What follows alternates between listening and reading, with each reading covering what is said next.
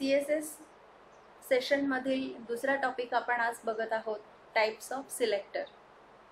Types of सिलेक्टरमध्ये आपण आज जे काही शिकणार आहोत त्यामध्ये कोणकोणत्या प्रकारचे सिलेक्टर्स CSSमध्ये अवेलेबल आहे, त्याचा यूज कसा करायचा, त्याचा सिंटॅक्स कसा असतो, हँडसम प्रॉपर्टीज त्याच्या आपण कशा असाइन करायच्या आणि तो जो कोड आहे तो स्टाईल शीटमध्ये कसा इन्सर्ट करायचं हे आपण डिटेलमध्ये बघणार आहोत.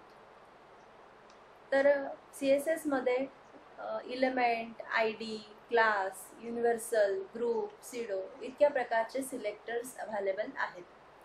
आता सिलेक्टर जे आहे त्यापैकी इलेमेंट सिलेक्टर जो आहे टॉपिक तो आपण काल बघितला होता. जसं की इथे या एक्झाम्पलमध्ये वेब पेजवरती आपल्याला पॅरेग्राफ डिस्प्ले करायचा आहे. हा एक पॅरेग्राफ आहे, हा एक पॅरेग्राफ आहे, हा एक पॅरेग्राफ आहे. तर हे असे पॅरेग्राफ्स आपल्याला डिस्प्ले करायचे आहेत. तर ह्या पॅरेग्राफचे जे कंटेंट्स आहेत ते डिस्प्ले होत असताना या पर्टिक्युलर HTML इलेमेंटला जर आपण CSS अप्लाय केलेलं असेल तर आपल्याला त्या प्रॉपर्टीज असाइन होऊन, अप्लाय होऊन, रेंडरिंग होऊन वेब पेजवरती तो इफेक्ट तिथे दिसतो. जसं की बॉडी टॅगमध्ये ह्या पॅरेग्राफ साठीचा जो टॅग आहे P, यामध्ये कुठेही आपण सेंटर लाईन मेन्शन केलेलं नाही आहे. तसंच आपण कुठे इथे रेड कलरमध्ये मला हे टेक्स्ट हवंय असंही मेन्शन केलं नाही, म्हणजे याचा कलरही डिफाईन केलेला नाही आहे. तरीसुद्धा जेव्हा आपण हे वेब पेज रन करणार आहोत तेव्हा ते वेब पेजवरचे कंटेंट्स तुम्हाला रेड कलरमध्ये आणि सेंटर लोकेशनला आलेले, अलाइनमेंटला आलेले दिसतील. मग हा जो इलेमेंट आहे पॅरेग्राफ साठीचा सिलेक्टर जो आहे P, HTML tag HTML element P साठी आपण CSS लिहिलेला आहे आणि यामध्ये ह्या Pला CSS मध्ये म्हणतात selector as per hour syntax. हा जो सिलेक्टर आहे त्याला आपण ह्या प्रॉपर्टीज असाइन केलेल्या आहेत.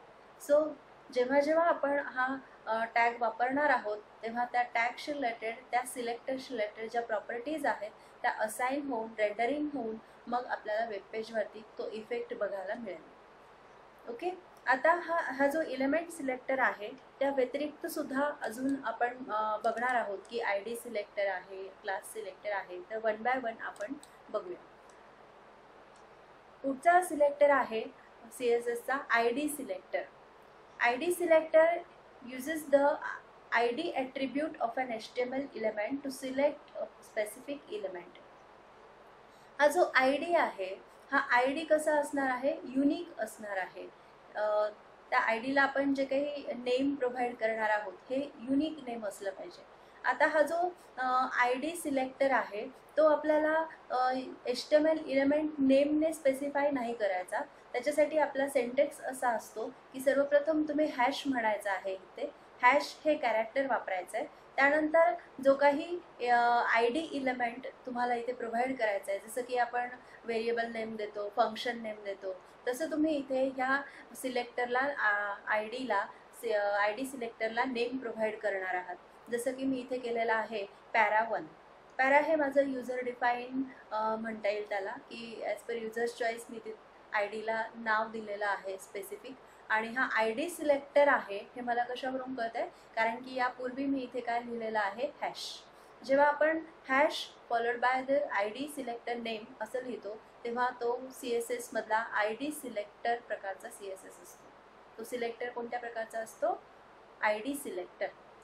आता जेव्हा कधी मला तो सिलेक्टर वापरायचा आहे, अप्लाय करायचा आहे वेब पेजमध्ये, तेव्हा मला ज्या टॅगसाठी तो सिलेक्टर वापरायचा आहे त्या टॅगमध्ये ID ही प्रॉपर्टी मला वापरावी लागेल.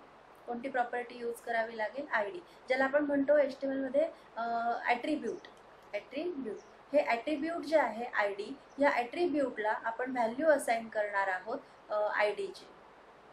जेणेकरून इथे हा P टॅग आहे, इथे पण P टॅग आहे, पण ज्या पॅरेग्राफ टॅगला किंवा कोणत्याही HTML टॅगला मी ID या ॲट्रिब्यूटला ही जर ID सिलेक्टरची व्हॅल्यू प्रोव्हाइड केली तर त्या टॅगशी रिलेटेड जे काही वेब कंटेंट आहेत, HTML कंटेंट आहेत, त्या कंटेंट डिस्प्ले होताना त्याला हे ID सिलेक्टरमध्ये असाइन केलेल्या प्रॉपर्टीज अप्लाय होणार आहेत.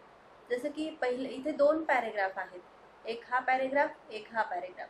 या पॅरेग्राफमध्ये आपण जे कंटेंट्स डिस्प्ले केलेले आहे त्याला ID सिलेक्टर थ्रू हा CSS आपण अप्लाय केलेला आहे. सो इथे हॅलो वर्ल्ड हा जो शब्द आहे तो तुम्हाला रेड कलरमध्ये दिसतोय, सेंटर अलाइन असलेला दिसतोय का?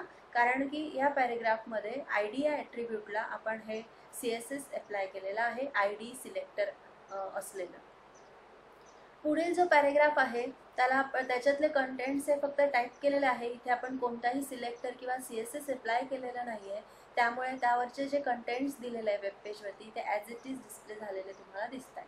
ओके, आता हा जो ID सिलेक्टर आहे त्याचं काय पर्पज आहे? मग याचं सेंटेक्स तर आपल्याला समजलं आहे बघा, की हॅश आणि followed by ID selector name, त्यानंतर curly brackets and within curly brackets number of properties along with their values separated by semicolon. अशा पद्धतीने आपण हा ID सिलेक्टर लिहिलेला आहे.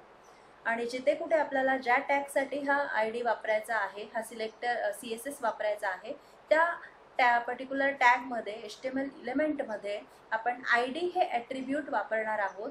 ID is the keyword which is the attribute name. ह्या ॲट्रिब्यूटला आपण value assign करणार आहे, जी आपण ID सिलेक्टर मध्ये जे काही नेम आपण वापरलेला आहे ते सेम नेम तुम्हाला इथे स्पेसिफाय करायचं आहे. डिफरन्स काय आहे की जेव्हा तुम्ही हा ID सिलेक्टर डिफाईन करतात, हा CSS तुम्ही इथे डिफाईन करतात, तेव्हा त्याला इथे हॅश असणार आहे. आणि जेव्हा तुम्ही तो CSS कॉल करतात by using this ID attribute, तेव्हा तुम्हाला तिथे हॅश मेन्शन करायचं नाही आहे. तिथे फक्त तुम्ही काय देणार आहे, त्या ID सिलेक्टरचं जे काही नाव आहे ते नाव फक्त तुम्ही इथे स्पेसिफाय करणार आहात. जेव्हा त्याला तुम्ही डिफाईन करता ID सिलेक्टरला, तेव्हा तुम्हाला तिथे हॅश लिहिणं मस्ट आहे. जेव्हा तुम्ही त्याला कॉल करतात फॉर ID ॲट्रिब्यूट, तेव्हा तुम्ही तिथे हॅश मेन्शन करायचं नाही आहे. ह्या छोट्याशा गोष्टी आहेत ज्या तुम्हाला लक्षात ठेवणं आवश्यक आहे. आता याचा पर्पज काय आहे? मग आपल्याकडे HTML यासाठी तर एलिमेंट सिलेक्टरसुद्धा होता, मग आपण ID सिलेक्टर का वापरतोय?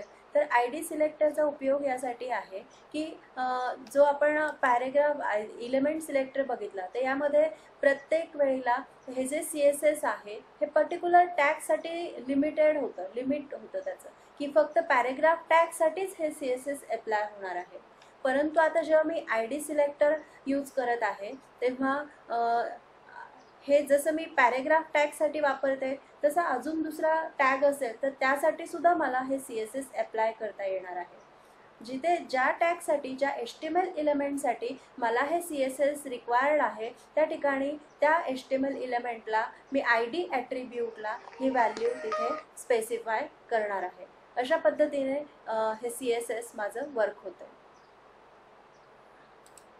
तर आजचं जे लेक्चर होतं त्यामध्ये आपण बघितलं की एलिमेंट सिलेक्टरचा वापर कसा करायचा आणि ID सिलेक्टरचा वापर कसा करायचा. या पुढील जे लेक्चर असेल त्यामध्ये आपण बघणार आहोत की क्लास सिलेक्टरचा यूज हा HTML मध्ये आपण कसा करणार आहोत किंवा का करणार आहोत. थँक्यू.